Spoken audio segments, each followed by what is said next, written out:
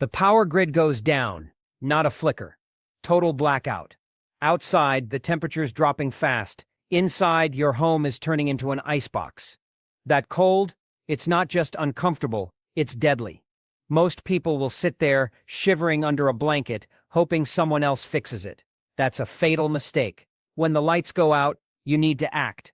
Survival isn't about luck, it's about preparation. And in this video, I'm giving you exactly that: 12 heating methods that work without electricity. We'll cover the pros, the cons, and the critical safety tips you need to know to keep your family alive when the cold comes for you. Don't wait for the next blackout to catch you off guard. Hit subscribe now and let's get into it. Because when the power dies, knowledge is survival. 1. Your body, the ultimate heat source. The first and most overlooked heating source is your own body. Think of yourself as a furnace. Before you even consider external heat sources, your priority should be to conserve the heat your body is already producing. This is where the science of layering comes into play. It's not about throwing on as many clothes as possible. It's about creating a system that traps air, wicks away moisture, and shields you from the elements. The foundation of this system is the base layer, which sits directly against your skin. Its sole purpose is moisture management. Here's the hard truth. Cotton is your enemy. Cotton absorbs sweat and holds it against your skin, which accelerates heat loss and can lead to hypothermia. Survival experts have a saying, "Cotton kills." It's not an exaggeration, it's a life or death reality.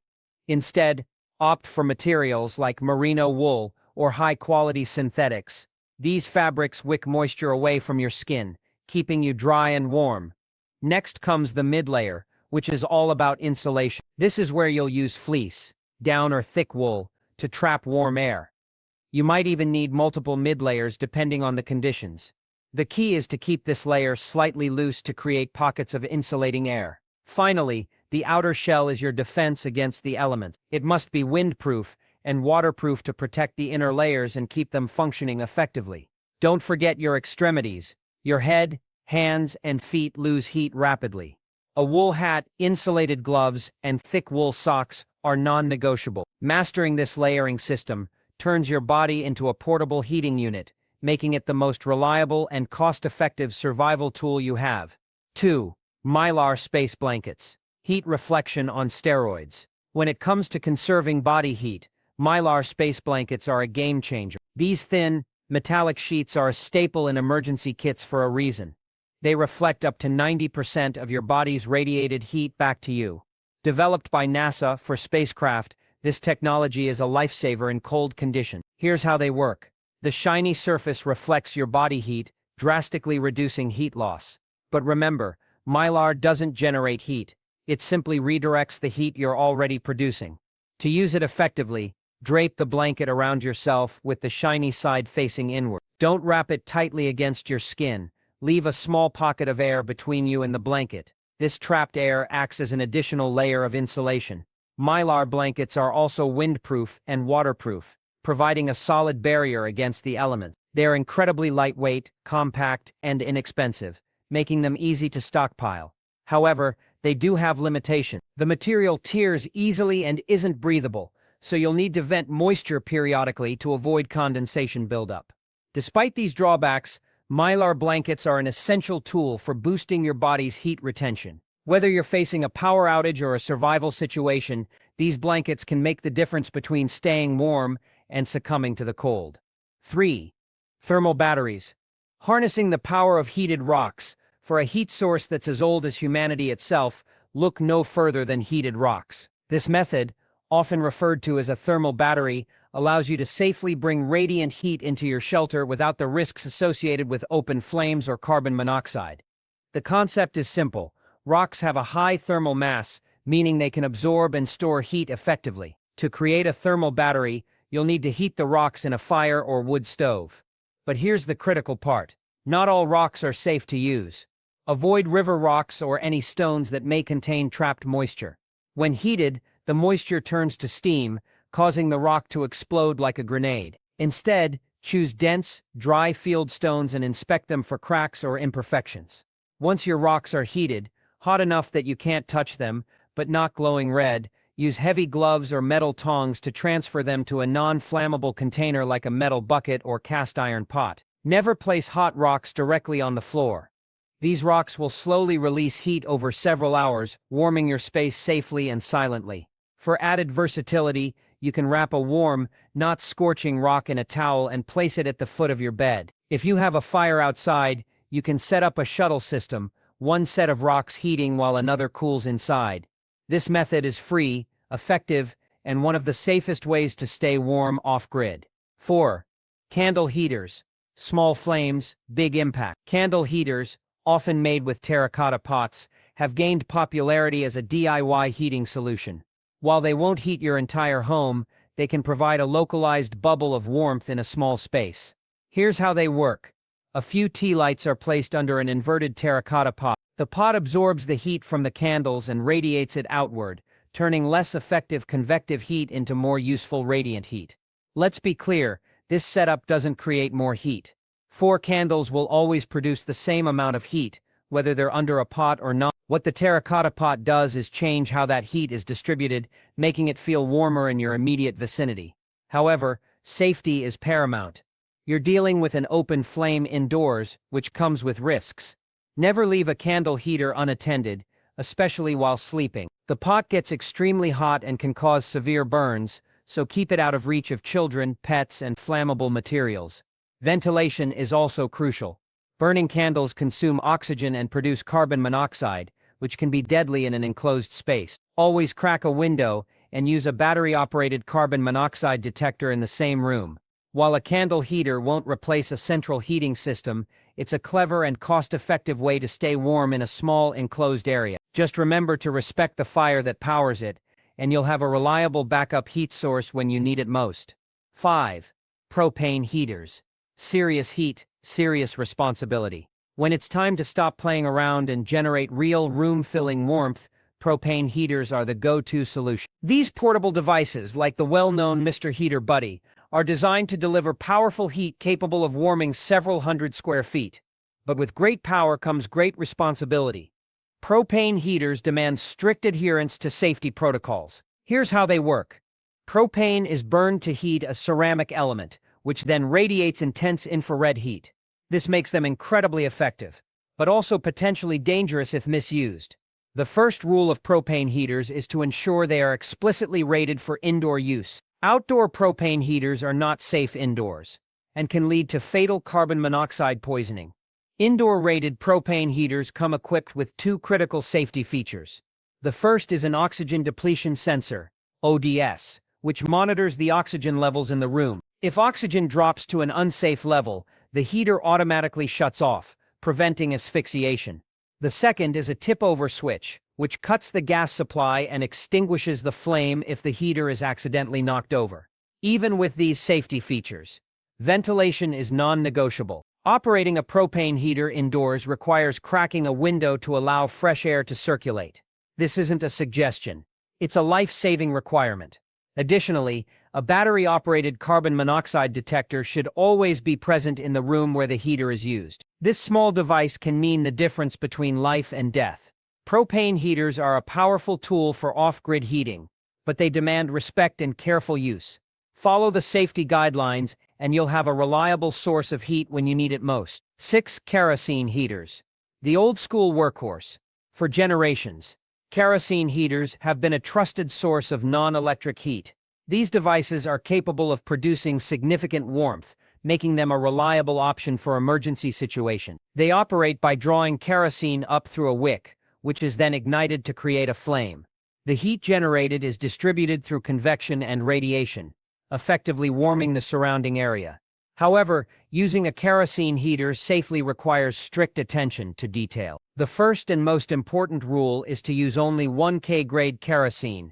This type of fuel burns cleanly and efficiently. Never substitute gasoline or other fuels, as they are far more volatile and can cause explosions. When purchasing kerosene, ensure it is crystal clear. Cloudy kerosene is contaminated and will produce harmful fumes. Proper storage and refueling practices are equally critical. Kerosene should be stored outside, away from living spaces, to minimize fire risks. When it's time to refuel, always turn the heater off and let it cool completely. Refuel the heater outdoors to avoid spilling fuel indoors, which is a major fire hazard.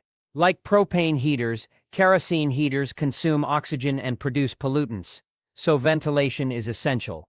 Always crack a window when using one, and never leave it running while you sleep. A carbon monoxide detector is a must-have in any room where a kerosene heater is in use. When maintained and operated correctly, a kerosene heater is a powerful and dependable heating solution. But it's not a device to take lightly. Respect its power, and it will serve you well. 7 Wood-burning stoves. The ultimate off-grid solution. When it comes to long-term off-grid heating, nothing beats the reliability and efficiency of a wood-burning stove. Unlike an open fireplace, which loses most of its heat up the chimney, a wood stove is a sealed system designed to radiate and convect heat directly into your living space. It's not just a heater, it's a lifestyle upgrade that provides warmth, cooking capabilities, and a sense of security. The biggest advantage of a wood-burning stove is its fuel source. Wood is a renewable resource that you can often source for free if you have access to a forested area. However, using a wood stove requires a significant commitment. Installation is not a DIY project. Improper installation is a leading cause of house fires, so it's essential to have the stove professionally installed to meet local building codes. This includes ensuring proper clearances and a certified chimney. Fuel preparation is another critical aspect. You can't just burn any wood. Only seasoned firewood, wood that has been cut, split, and dried for at least 6 months, should be used. Burning wet or green wood is inefficient and produces creosote, a tar-like substance that builds up in your chimney. Creosote is highly flammable and can lead to devastating chimney fires if not managed properly. Owning a wood stove means committing to a system for processing, storing, and maintaining a steady supply of firewood. It's hard work, but the rewards are unmatched. A wood stove provides powerful, sustainable heat, a cooking surface, and the peace of mind that comes with knowing you can keep your family warm no matter what. For those serious about off-grid living, a wood-burning stove is an investment worth making. 8 Alcohol stoves. Minimalist heat for emergencies. For a lightweight, portable, and surprisingly effective heating solution, alcohol stoves are hard to beat. Popular among backpackers for their simplicity, these stoves are also an excellent addition to any emergency kit. The most common DIY design involves 2 aluminum soda cans transformed into a small pressurized burner. When filled with denatured alcohol, the stove produces a clean, hot flame similar to a gas burner. Another simple design uses a small metal tin filled with cotton balls soaked in alcohol. This version is particularly safe, as the cotton balls help contain the fuel, reducing the risk of spills if the stove is knocked over. The fuel itself is a major advantage. Denatured alcohol or 91% isopropyl alcohol burns cleanly with minimal odor and can be stored safely indoors. However, it's important to understand the limitations of an alcohol stove. These devices are not designed to heat large spaces. Their primary purpose is to boil water, cook food, or provide a small amount of localized warmth. They are best suited for personal use in a confined area. Safety is a key consideration. Alcohol stoves produce an open flame, which consumes oxygen and requires proper ventilation. The flame can also be nearly invisible in bright light, posing a burn hazard if you're not careful. Always use these stoves in a well-ventilated area and keep a close eye on them while in operation. Despite their simplicity, alcohol stoves are a versatile and effective tool for emergency preparedness. They're easy to make, inexpensive to fuel, and provide a reliable source of heat when you need it most. 9 Passive solar heating. Free energy from the sun. When it comes to heating without electricity, passive solar heating is one of the most underrated yet effective strategies. It doesn't require any fuel, produces 0 emissions, and relies entirely on the sun, a resource that's free and inexhaustible. This isn't about fancy gadgets or expensive installations, it's about using your home's den and windows to harness the sun's energy. Here's how it works. Sunlight enters your home through south-facing windows, heating the interior surfaces like floors, walls, and furniture. These surfaces then act as thermal mass, absorbing the heat during the day and releasing it slowly as the temperature drops at night. To maximize this effect, you need to actively manage your windows and curtains. In the morning, open all the curtains on the south side of your home to let the sunlight flood in. On the other sides, north, east, and west, keep the curtains closed to prevent heat loss. Thermal mass plays a crucial role in this process. Materials like concrete, brick, and tile are excellent at storing heat. If you have a sunlit concrete floor, it essentially becomes a slow-release radiator. You can even use large containers of water placed in direct sunlight as simple thermal batteries. The water absorbs heat during the day and releases it at night, providing a steady source of warmth. This method is not only effective but also psychologically uplifting. In a blackout, the ability to harness free heat from the sun can be a game changer. It reduces your reliance on other fuel sources and gives you a sense of control over your environment. Passive solar heating is a strategy, not a device, but when done right, it's one of the most efficient ways to stay warm off-grid. 10. Hot water bottles. Targeted warmth, anytime. Sometimes the best solutions are the simplest. Hot water bottles are a classic example of this. They don't heat an entire room, but they deliver targeted warmth exactly where you need it, making them an incredibly efficient and versatile tool for staying warm. The science behind it is straightforward. Water has a high thermal capacity, meaning it can store and retain a significant amount of heat. When you fill a hot water bottle with warm water, it becomes a portable heat source that can keep you warm for hours. However, there are a few safety rules to follow. First, never use boiling water. Water that's too hot can damage the bottle and increase the risk of burns. Instead, bring the water to a boil and let it cool for a few minutes before filling the bottle. Fill it only about 2/3 full, then squeeze out the excess air before sealing it. This prevents the bottle from bursting under pressure. Always use a cover or wrap the bottle in a towel before placing it against your skin. Even if the water isn't boiling, direct contact with the rubber can cause burns over time. The best use for a hot water bottle is as a bed warmer. Place it under the covers 15 to 20 minutes before you go to bed, and you'll have a cozy, warm spot to crawl into, even in a freezing room. Hot water bottles are inexpensive, reusable, and easy to stockpile. They're a simple yet effective way to stay warm, especially in situations where other heating methods aren't available or practical. 11. Gas fireplaces. Built-in heat you can rely on. If you have a gas fireplace in your home, you might already have a powerful heating solution at your disposal, one that works even during a power outage. However, whether or not your gas fireplace will function without electricity depends on its ignition system, so it's crucial to understand how yours operates. There are two main types of gas fireplaces. The first uses a standing pilot light, a small flame that burns continuously. These fireplaces often have a thermopile, a device that generates a small amount of electricity from the heat of the pilot light. This type of system doesn't rely on external power, making it ideal for blackouts. The second type uses an electronic ignition, which requires electricity to start. Some of these models come with a battery backup, but you'll need to check your owner's manual to confirm. If your fireplace has a battery pack, make sure you know where it is and what type of batteries it requires. Stock up on fresh batteries, so you're prepared when the power goes out. Even if the fan on your fireplace doesn't work during an outage, the unit will still produce radiant and convective heat, which can make a significant difference in keeping your home warm. Don't wait until a blackout to figure out how your gas fireplace works. Take the time now to read the manual, test the system, and ensure you have everything you need to operate it safely. A gas fireplace can be a game-changing asset in an emergency, but only if you're prepared to use it. 12. Bioethanol fireplaces. Clean, flexible heating. Bioethanol fireplaces are a modern, eco-friendly heating option that's gaining popularity for good reason. These ventless fireplaces burn bioethanol, a renewable alcohol-based fuel derived from plants. Because they produce no smoke, soot, or ash, they don't require a chimney or venting, making them incredibly versatile. You can place them almost anywhere in your home, from the living room to the bedroom.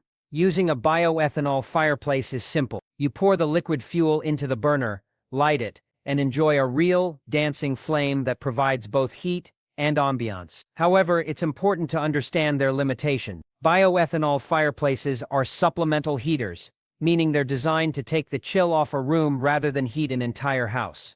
They're perfect for small to medium-sized spaces, but lack the raw heating power of propane or kerosene units. Safety is a top priority when using a bioethanol fireplace. While they don't produce smoke, they do consume oxygen and release carbon dioxide, so proper ventilation is essential. These fireplaces are not suitable for small sealed rooms. Additionally, never pour fuel into a burner that is still hot or lit. The burner must be completely cool before refueling to avoid dangerous flare-ups that could cause serious injury. Bioethanol fireplaces are an excellent option for those looking for a clean, flexible, and aesthetically pleasing heating solution.